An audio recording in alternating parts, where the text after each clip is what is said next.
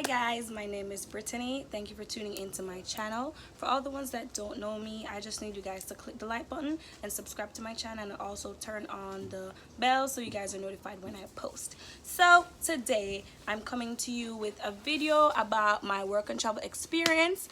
I gave you guys a short clip I posted a short clip on Instagram of when I recorded the video the first time, but no, I decided to re-record it due to me. I thought I missed out some stuff, so I'm just back again here like I never left to just tell you guys the new updated story because I missed out some parts. So I have my notes here, 2 pages full of notes, just to have everything organized. So I tell you guys, I would just make the thoughts flow. All right, so disclaimer, I do not want nobody in my comments. Like, listen, I'm not the one. I don't want anybody in my comments talking about, oh, this will not happen to me, oh, this was not my experience. Like, I'm not the one. I said it, the 1, 2, or 3, I'm not, none of them. A lot of people went to work and travel, they had a wonderful time, you guys made money, but I was not that one. That missed me. That train choo-chooed fast. So I'm just gonna tell you my experience. So firstly, the first thing I have here is basically what the work and travel program is. So I was in my first year of college. I think it was first year, second semester of college. I go to the University of Technology and I study programming, and I'm currently in my second year, going into my third year pretty soon after my final exams. So I was told about work and travel, how you can work overseas, you know, make some money, come back home, pay your tuition and all that. And that's how I got interested. That's how I found out about the work and travel program. Just give me a second, because coronavirus, it's real. So that's how I found out about the work and travel program. I was also, at that time, my sister knew someone who worked at one of the agencies, and I went through and I pursued it. So how I found out about it was basically through connections with my sister. She went 3 times and she had a wonderful experience. It's a bit like most people, it's really the highlights of your college life. Let me put it like that. Most people want to do it. Most people have gone on the program. So it's like, wow, if you're not going to work and travel, what are you really doing? That's how most people make it seem. I had a local agency. I will not disclose their name. I don't have the time for the court cases. Listen, I'm tired. I don't have no money. This suing thing missed me. So I had a local agency. We're going to call them Aloe Vera. So we're going to call them Aloe Vera. So my local agency's name was Aloe Vera. So what your local agency does, they're the people that you report to. You pay them the programming fees. You pay them the embassy fees, which I think they transferred over to the embassy. So you pay them all the money. This is the person that you're going to, because you have to have a local agency. These are the people that you go to. They give you more information. They're the ones that contact the higher sponsors to give you the job. So I had a local agency, and her name was Aloe Vera. So I went there, I paid my fees. My programming fee was 1,000 something US. I don't know the exact values. It might have changed now. But from the agency that I went to, there was no registration fee. So that was the catch. They said, Brittany, how do you sound? Don't have any battery. all right, Pumps. Go on to grandma. So my local agency was the one I reported to. I paid my fees. I did everything through them. I paid over, let's say, 4,000, no, paid over 3,000 US, close to 4,000 US to go into this program. After going through all the process with my local agency, I was placed in Denver, Colorado, in a town called Winter Park that was 12,000 something feet above sea level in the bushes. First of all, I'm black. I didn't know why I was placed in the bushes, but I mean, that's where I was, that's where they let me off. So I was in Winter Park, the town of Winter Park. So before I went there, I did my embassy interview. Everybody has to go through an embassy interview.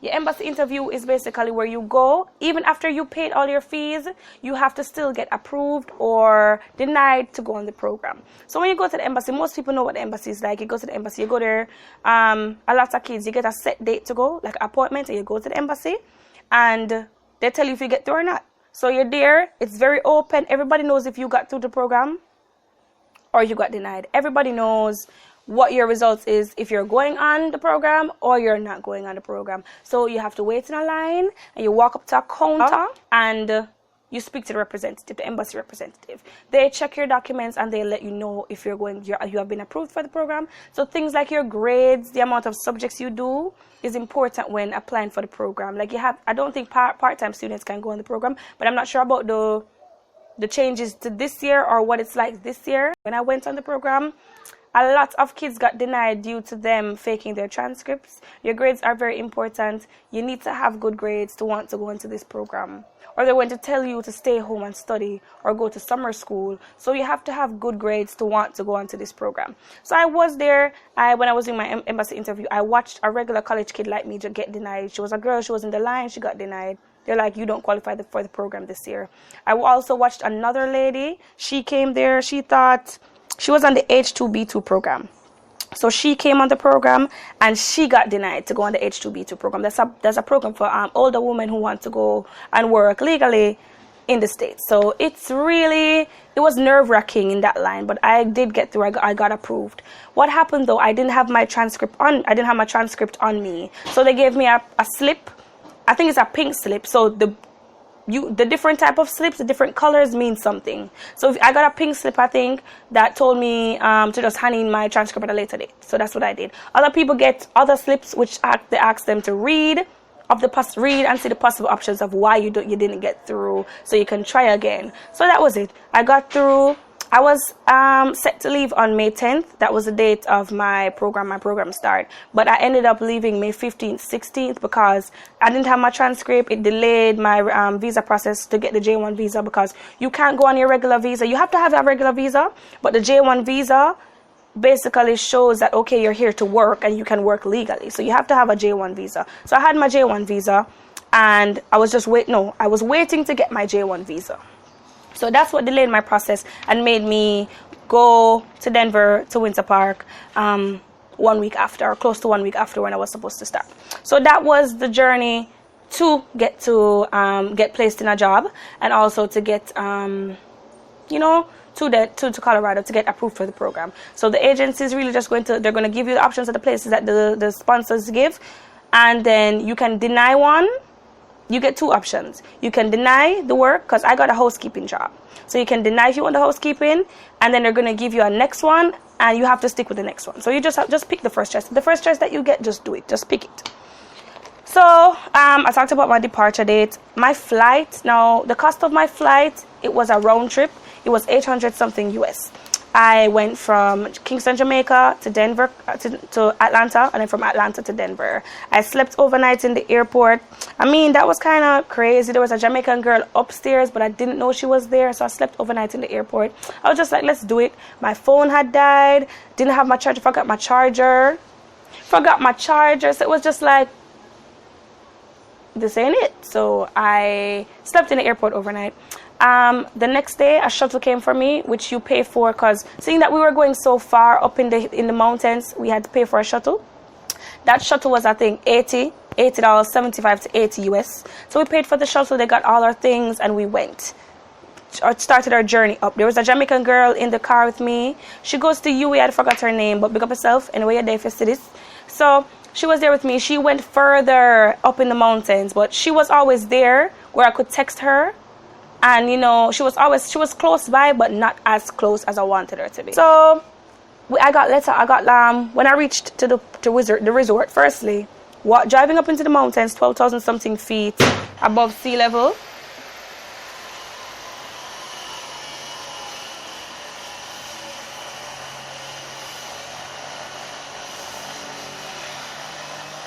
So I was 12,000 something feet above sea level. So driving up in the mountains, like, I got road sick. It was just like, yucky. We drove through snow. We drove through a snowstorm. So mind you, it's supposed to be summer. I'm supposed to be having a summer winter wonderland. So it was actually winter wonderland. I drove up in the snow. Like, you couldn't see the road. It got cold. It was just like, I've never seen snow. Can't spell it. Never heard of it. Miss me with that. So I was in the snow. That was kind of crazy. It was kind of crazy, but I adjusted to it. So I got let off in the snow. It was pretty to look at, but I was just not having it. I'm from Jamaica. It's hot all the time. Explain, why was I placed in Colorado again? Tell me. You can't. Anyways, so I got let off at the place I was staying. I got let off at HR. They gave me my key. You know, they're welcoming, they're nice, they're introducing themselves, they're making you feel comfortable. I wanted to call my mom, so I asked if I could call my mom. I called my mom and I told her, Mom, I'm here, I'm fine, whatever. And I was okay. Because I came up there with a Jamaican chip, so I didn't have any cell service at the time for the US until I purchased a phone later on, and I, you know, had a US chip, had a US contact number. Anyways, I got let off to my home. And let's talk about my home, because that's where the real tea is, all right? My house was a trap house, okay? This was a frat boy house, a sorority, all right? That's what I was in. It was full of all these white men. They were drunk all the time. They smoked. They did drugs. So, like, this is really where the tea is. First night I got let off into my home. The HR representative, she followed me there. When she left, I was like, am I in the ghetto? Where am I? It was so scary the first night. The first night when I was let off, I cried. Wi-Fi was only downstairs, so I had to sit in a common area to talk to my mom, talk to my people to say that I was okay. So there was no Wi-Fi up into my room until I got my phone and got the cell service, and then I could, you know, contact my mom sitting in my room. So what happened is that first night, let off my things. I met some of the people in the home. You know, you just say hi to them or whatever. But I cried because I was the only girl in the house. So I was the first J1 representative to arrive. And I was the only girl in that house filled with men. So it was scary for me, knowing, like, I was like, anybody can come into my room. So it was just like overthinking, paranoia. But you have to expect me to think like that because I'm the only girl. But, you know, that was just me. That was just my thoughts. I had texted the HR lady that brought me there, and I was like, I'm so scared. Like, it's just terrifying being here in this room alone. It was a wooden lodge. It was a wooden lodge in the woods, sis. Sis, I am black. What am I doing in the woods? Somebody explain to me why they decided to place me in the woods. I'm talking about deer, I'm talking about elk, I'm talking about just all of that. All of that. Discovery Channel, National Geographic, that was me. National Geographic starring me. It was just a little bit too much. And I was like, you know what, I'm going to make the most of the experience. I was trying to be positive, even though I was scared. I was scared to walk into the hallways, because I'm telling you, the hallways is like these horror movies. I was scared to walk in the hallways. I always had this guy. I said, can you follow me to my room? And he would follow me to my door. So it was just like me being scared of just being there. And it was so, when I look back at it, it's so funny now, because, like, you're a dumb hoe. But I was just so scared on the first night. Anyways, let's talk about my surroundings in the home. So I got my own room. Rent was $400 a month. You heard what I said? $400 a month. Other people, my friends, they paid $100 a week. So I still, you know, it still kind of maxed out to the $400. It still kind of makes sense. But for my room, I was supposed to have a roommate. She didn't come, so that was fine with me. I just stayed there. I had 2 beds, you know, my own space. I didn't mind paying the $400 because there was nobody in my room. She only came for 1 week and she left when she found somewhere cheaper and around people that she knew from her country. So I was the only Jamaican in the house, and I was also the only black girl in the house. I was in a mostly white state, so there would be days I'm walking around the compound of the resort and I'm the only black girl there. But I got used to it. I got used to the stairs. I got used to the hakikikis. So it was just like, yeah, I'm fine. I'm okay. So I was there. Everybody had their own clique in the house because everybody met people from their country. And I texted my sponsor. And I listen, I will insert these emails. I will insert my receipts everywhere on the screen for you guys to see. I texted my sponsor, not my sponsor, my agency, my local agency. I was like, are there any other Jamaican people where I am? Mind you, I'm terrified, right? I texted him. I was like, are there any other Jamaican people like that came with me or from other agencies? And that's what I didn't really like about them, because they didn't really try to have you have something familiar from your home. I do understand what the you know, the whole purpose of work and travel is to go out, meet new people, but I feel like you still need to have like a home, a sense of familiar. What's that word, bitch? I can't even say it. You still need something familiar from your hometown, some familiar people, And when I say family, I just mean like something that would remind you of your hometown or people that would remind you of your hometown. Most of the other people, they had their groups there, and I'm like, when my agency is telling me that I'm there to meet new people, everybody in my house had someone from their country. Multiple people came from Turkey and they were all there together and they vibed together and they chilled together. It was just me there. And the other Jamaican girl, she was further up the road from me, and transportation to there was very difficult. She used to tell me about transportation to get to the supermarket was so hard. So I wouldn't get to see her, she wouldn't get to be around me or anything like that. So it's just like I was just there by myself. There was nobody Jamaican. There was this one Mexican guy. He met Jamaican people on his previous work and travel trip. So he went on the program. He had his good experiences. And he used to say bomba clot all the time. So he was the little one I really kikied with. He always tried to get me to come downstairs to watch movies, to go outside on the 4th of July. But I was never about that. I was never about like going out. I only went to art galleries and sipped wine and stuff like that. Never went to the parties and all of that. Child? So I never did the parties or anything like that. So that was my surroundings. Let's talk about the cleanliness. The place was nasty. I'm Jamaican. I was not used to the nasty lifestyle, the nasty behavior. From your little, you hear say you must get up and clean. You hear say you must do this. So even if you're lazy to move towards it, you've always been told to clean and keep your surroundings clean. I just need somebody to explain what was wrong with these people. They kept the place so untidy. When you want to cook, the stove just, everything went, listen, they would cook, because I had like Italian people, you know, them chef up for them pasta, them sauce and all sort of something, them just chef it up. It spill over on the stove, it's there, it's dried up. Nobody makes an effort to go ahead and clean it. Nobody did that. When I was cleaning, I just cleaned my little side of the stove, you know. Come and say, you know, I'm cleaning my little side and cook my stuff. Place was nasty. They had to keep, you know, like host meetings to wonder like what's really going on here. They had to keep host meetings because of the loud music that they used to play in the nights, the loud talking in the hallways. Listen, there's so many times we have to cuss them out. I'm gonna make sure I cuss them out in like Jamaican dialect. So them supposed to say, what should I say? What should I say? They used to play music. They used to have loud music playing. They're talking in the hallways at 3 in the morning when I have work at 9. So I always had to be like, yo, listen, this needs to stop. So they had to have a lot of host meetings to like really figure out what is wrong with these hoes. Anyways, that was that. So the place was untidy. I just kept my little area clean and, you know, did what I had to do. Let's talk about the people that were in the home, like where I was. So I'm telling you, it's like, there's a lot of us. There's a lot of us in the one little building. Everybody had their own rooms and you had your roommates. There are multiple times I would be on the bus coming from work or going to the store, going to Safeway in the town. I used to just be sitting down and people are talking about my home where I live. Like, it's so disgusting up there. That's a frat house. That's a trap house. That's how people used to be. Like, it was not somewhere you wanted to stay, and that was the employee housing. Anyways, let's talk about the drugs. Because, I said it. I said the drugs. So there was this specific moment, this specific situation that just let me know that, you know what? I'm in the ghetto. I need to go home. This is not for me. I remember I was inside one day in my room. I think it was my day off or work just never started yet. Me in my room, I mind my business. Me hear 4 grown men outside that talk. So I said, wait, them sound like wagwan, because the men that were in my house, they used to talk puny like.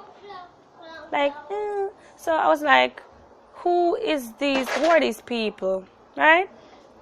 You see, when I come out with my enough self, enough me, enough nobody never send me out there. You see, when I go outside my doorway, I look to the left, 2 white police officers. I look to the right, 2 more white police officers. So I send my ass back in my room because I say, you know what? I don't know what is happening. So I went back into my room, I dashed. I ran, I flew, and then my RA, he was like the manager of the house, one of them, he was like, no, Brittany, it's okay, you can call me. So when I come outside and I look to see what the situation was, the man will live right side of me, so my room is a film room there, so what is he over there doing? Doing drugs. I'm not talking about the little smoke weed, smoke cigarette, hard drugs in the place. I say, you know what, the ghetto, that is where I am. The ghetto. Listen, no, this can't really life. I don't used to these things. I was listen now. Listen. It really made me just reconsider where I am. Where am I? Where was I placed? And it really makes me criticize the system as to how they place people. Because they say they do all this. I don't think they do enough background checks on the places that you're being put in. They're putting you in danger. This is danger. This is you. Drop in. See you? Oh, I want to go and work and travel. Danger. Them drop in the danger. Just like that. That's it. And you're down here, dying. One guy yard. Them not pay you good. This is you. This is you and work and travel. Anyways, one big thing, he had called the police on the ambulance on himself actually, because he felt himself losing, like him feeling himself go away, like him a losing mind. So he called the ambulance on himself. He had an ongoing issue though. He had an ongoing issue, and he was a person that at work, where I would always like ask any little thing if I don't know nothing, but I ask him. Yeah, so he was always a person I looked up to at work, you know, respected him. But I mean, can't judge a book by the cover at this point. The book never have no cover. Listen. It was just too much. So let me move on to how my work experience actually was. So my job, I was a housekeeper. I think I did around 3 jobs. 3 jobs I went in and out of on work and travel. I had a primary job. I was a housekeeper at a resort in the town. That was hard. You mean, you know, knowing say you have housekeeping is like slavery. Every other work and travel rep I've talked to, like I work. Any other work and travel, what for call you know? Other people that I know that went on work and travel, they said housekeeping. Yeah, housekeeping was trash. Even my sister told me that housekeeping it's hard. It really is. You have 10 rooms a day for clean, different sizes. Yeah. I went there. I was at the resort in the off season. In the off season. So people were not there at that time. It's like we were preparing the rooms to be cleaned. So you were paid hourly at that time. They would literally put 3 persons in one single room to clean one single room, and you're being paid hourly. So if you have 3 people clean one room, we're not finishing out 3 hours, 4 hours. So you're getting paid for 4 hours out of the day, right? If you wanted to get your full 8 hours of pay, you had to sit there, take time, clean the room. You'd have to take your time, spot this stuff, forget your full pay. And I noticed, because you see, when I got my first paycheck, and listen, I am going to put all the receipts over there in these places. I'm going to show you guys my pay slip. I'm going to show you everything. It's going to be real at this program. So if you don't finish the work, like, you had to slow down. You had to move slow if you wanted to get your full money. After talk, oh, I'm sick. Just give me a little chance. And then you see, the slower you moved to get your full money, them look down on you like, oh, she can't have a clean one room in a how much 10 hours. She can't have a clean one room in a how much hours. That's how they did it. So they were paying me. I think for 1.5 months out of the whole program, they were not paying me correct. One day I said, no, so why my paycheck look like this every minute? 300 and something that. I said, no, this is the ghetto. I just went to HR, you know. I just went to HR and I said, listen, sis, look on this. Linda, just please look on my pay slip. Look at the hours. She looked on it. She couldn't even believe. Because she's like, they're not paying me fairly. It's when she called my manager. What she didn't name? You know, I'm not going to call fair name, you know. When them called my manager, she named her Angela. Call her Angela. When they called Angela and asked Angela as to why my pay slip looked like that, why my hours looked like that, she's like, oh, she just works really fast. Them never want pay me from morning. So you know, me furious now, you know. So I continued to work. I remember during that time also when I realized they weren't paying me correctly. That time my aunt came to see me. I think that was only the better times of work and travel. My aunt came to see me. I didn't go into work. There were days they would call me and tell me, oh, we don't need it today because we have full stop. That should never happen. Anytime you go on work and travel, and for the ones that are going, or I don't even know how the corona thing go, if you still go, but if you get a chance to go and the corona clear up, there is no way should your boss ever tell you, do not come into work because we have enough staff. Do not come into work because we don't have enough rooms. The day them do that, dial your sponsor number. Your sponsor's number is going to be everywhere. Every email they send to you, their number will be included in it. Do not fall for these people tricks. Do not. It's like slavery. It's just like slavery. Do not fall for their tricks. call your sponsor and tell them that they're telling you to not come into work. They called me, I think it's 2 times, said, don't come into work. Don't come into work today because there's not enough space there. So when me tell them, say, you know what, all right, go on. But now I come. I got call me back when one of the persons did not show up. I said, no, I'm not coming. I said, no, I'm not coming. Listen, I don't think they do a lot of research into the places that they're putting these students and putting people. Remember, you're in an area where you don't know. You don't know anything about the place. You go out there, you're like, you know what? I'm going to be brave. I'm going to try to do this. You don't know anything. I know people that are going to have that sitting here like, the girl that eat that. My experiences were great. I saw people, there are people watching and saying that their experiences were great, but mine was not. And I will tap my story because it will not hold me down. So that was the pay slip for work. I said, you know what? I can't do this. I went out and I found another job. I actually found 2 other jobs. I ended up quitting that job, made up my mind, quitted right there and then, signed the paper, gave them things, take my things out of my locker, oops, disappear. I was like, this don't make no sense. And I was already so fed up with it. And you know why I didn't quit earlier? Due to the unfair wages and how they used to pay me unfairly.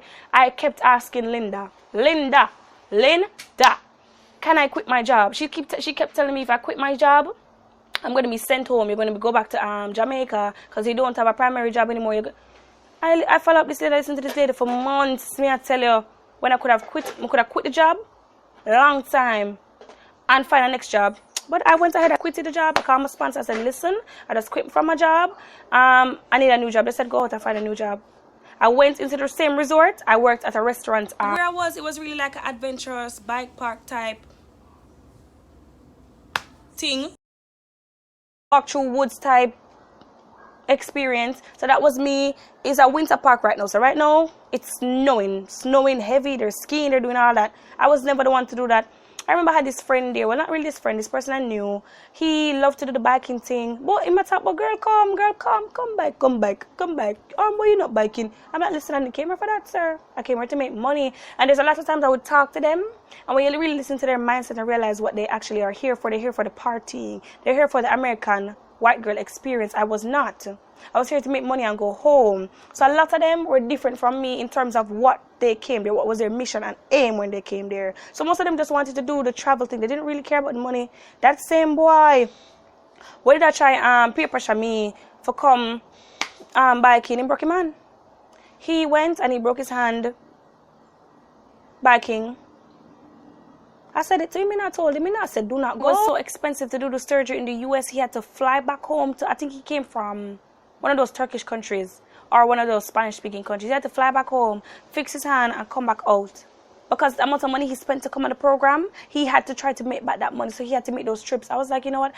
I just think it's me. I was never the one to come to socialize. I never been that type really to just socialize and kiki with everybody. I've never did that. I just came with a mission, and my mindset was just set on making money and going home. So I didn't really do those little activities. I mean, if you wanna go do what you want to do.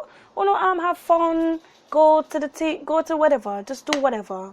But I just had little fun times at work. So after I quitted that job, after they finally told me I could leave, listening to Linda telling me, say, no, you have to stay, quit the job, found another job. God sent that job. You see, I was sitting and I was like, shit, I'm going to find another job. And from the restaurant work, I was like, where am I going to get a next job? I just went on Google, found a job at another resort, a couple minutes away from me. That was the best thing I did for me and for my trip. I'm going to show you guys the pay slips, the difference from the pay slip between this resort and the resort over here. So I was just like, why didn't I do it? Why didn't I look into really just seeing if I could actually quit my primary job and get another job? I went to the next job. That job was good. It was still housekeeping. I met Jamaican people there. There were 2 Jamaican ladies there. I'm telling you, Jamaican people are everywhere. Jackie, big up yourself. Dahlia, big up on yourself. Wherever on there. Because they brought me through those final times of work and travel. I'm telling you, when you're tired, you just couldn't bother. You want that shit. How much money I gonna come home with? Look how much money spend. How much money? Listen, that job paid you well. They treated you well. They gave you paid lunch. Like they treat you good. All for the food. You don't like the food. At least you have something to eat. So they made lunch for you. You never had to worry about making your lunch. It was just a really nice environment. It was a really rich, luxurious resort in Colorado. They had cabins off the main hotel part for $2,000 to stay in, and people used to stay there for a whole week. They had weddings, so I experienced a wedding. It was just, that resort was everything. And I was just like, why didn't I look into this? But you know, it's a learning experience. There was a time when I realized, you know what? I am not making any money. I'm not making any money on this trip. Like my rent, they took the rent out of your paycheck. They took the $400 rent. You see where the other place that I wanted, that I worked, I was worrying about moving out of my home and going into their employee housing, but it was just like 1 month left in my program. I was like, let's not do all of that. Their rent was way, way lesser than mine. They paid $100 and something. I think it was every 2 weeks. Every 2 weeks they paid $100 and something. So even if, so they would pay that 2 times for the month.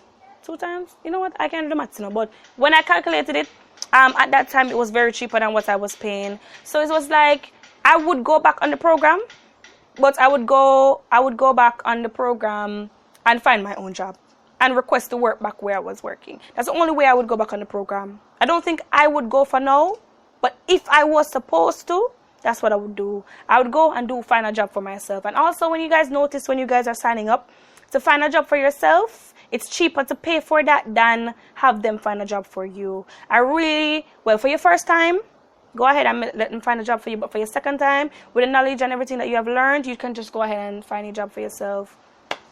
But that was the work experience. It was so much nicer at the other resort. I just loved it. And Jackie was always there with me. Jackie. If you see this, I never say you're old. Jackie was just so nice. She was so nice. At the other resort, so there are some days I'd be the only black girl walking. I was the only black person walking in the resort a lot of days. I mean, I used to look at it like, it used to be like, oh, really? Is me the only black girl here? Before you got used to it, a couple weeks you get used to it. They stare at you, they ask you what you're using your hair, they try to reach your hair. Oh God, that was just, when they tried to reach out and touch me. This is me? Oh, your hair. Oh, them not even go sign out. Oh, your hair, what are you using your hair? They're just pulling on my, I was just like, no, miss. I used to be like, and miss, just let's not. So that used to be the experience. Most of them were nice, but you could feel you could see the racist people. You could see their expressions. I honestly believed that my boss was racist, and I say that before, when she used to put so much pressure on me, and like she used to always cause arguments, because people used to come and work in a shots. Shots. People used to come in and work in a some spaghetti strap like them here, and it wasn't allowed, and she would never, query about them. I used to come in like some pants, long pants, because it was always cold. I was sick for the whole 3 months that I was there. So it was always cold when I was there. So I used to wear warm clothes, because the work shirt was not enough for me to keep me warm. So I wore warm clothes there. And she never used to say anything to anybody else. So I felt like, I don't know, when I was talking to some other guys, so there were these Rasta boys, that Rastafarian guys that were there. They were black. Andre, Draven, anyway you're there, Ethan, big up on yourself, big up on yourself. There was a day when I got so sick of the food that I was eating, all the McDonald's, all the Wendy's. I need some rice in a mouth. Jackie never cooked for me yet. I think she never get the time to. She never get the time for cook for me. But Ethan, there was a time when he kept a house party. I went and he cooked rice and peas and jerk chicken. Girl, the first time I was eating rice and peas in 2.5 months. So Ethan, Draven, big up on yourself, whatever on the day. They were another group of people that looked out for me too, and they were also black people. I remember when I was leaving, the final days, man, like 2 days before I'm leaving, my things them pack up a long time. This light skinned girl came in, and she was black, she was mixed. And I just look on her like, girl, you got have a rough time. You just got have a rough time out here. And I was so sad that is when I was leaving that she came in. I never really got a chance to know her or, tell her how it go. But I was so happy when it was time to leave. I was so happy when it was time to leave. In the last days, I remember getting demotivated from work in the job before at the other resort. The job before, my primary job. I was like, no, man, I need to go home now. I need to go home. But what I did before quitting my primary job, I used to work this primary job and the other job at the other resorts. I used to do the two of them. And so I used to come off of this job at a certain time, and after I leave this job, I have to go to this job. So yeah, that was really my schedule. And on my days off, I used to go work the other job at the restaurant. So I had 3 jobs in total. It's hard. You have to, if you want to make the money or see the money, you have to work 3 jobs. And I work 3 jobs and I still never see the money. Explain to me. I didn't have no crazy spending habits. It's just the cost of living where I was. It was just a bit much. And also them paying me unfairly.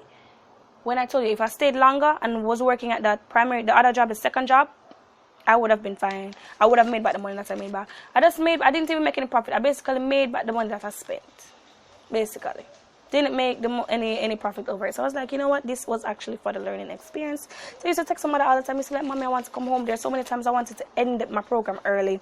I used to text my sponsor, are there any other Jamaican people out here that I can relate to? Whatever. They never care. Because they already have your money.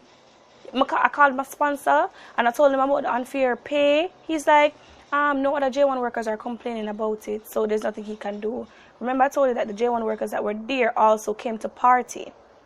So it's like they didn't put enough care and thought into, them don't put enough thought into this program. Yeah? Scenery in Colorado was really beautiful. It was really beautiful. That's what I enjoyed. I enjoyed walking to work. They had a train system that was free, a bus system, because it's a little town. So the bus system was free. You never had to worry about paying transportation. So that saved a lot of money for me. I never worried about paying transportation. Encourage other people. If you want to go, you know, do what you have to do and see how it works out for you, because it will work out for you different. It might work out for you different from me, because I had this experience doesn't mean that you have to have this experience. But yeah, I think that's it. I'm gonna make another video about tips for kids that go on work and travel. But yeah, that was my experience. I don't want it to discourage anybody that's going. Just go, know where you're going, do what you have to do. That's just it, point blank. Do what you have to do. Do what you have to do. So yeah, let me read my list, see if I have anything else. I don't have anything else. And also I was really excited to come home. Just really excited to come home. It was just like 3 months of like shit, but I'm tired of this, I'm sick of this. So I was really homesick. I cried, you know. I cried all the time. I was homesick. No Jamaican to relate to until the last months of when I wanted to come home. This is one of my lip glosses, guys, but that's a whole other video. So yeah, that's it.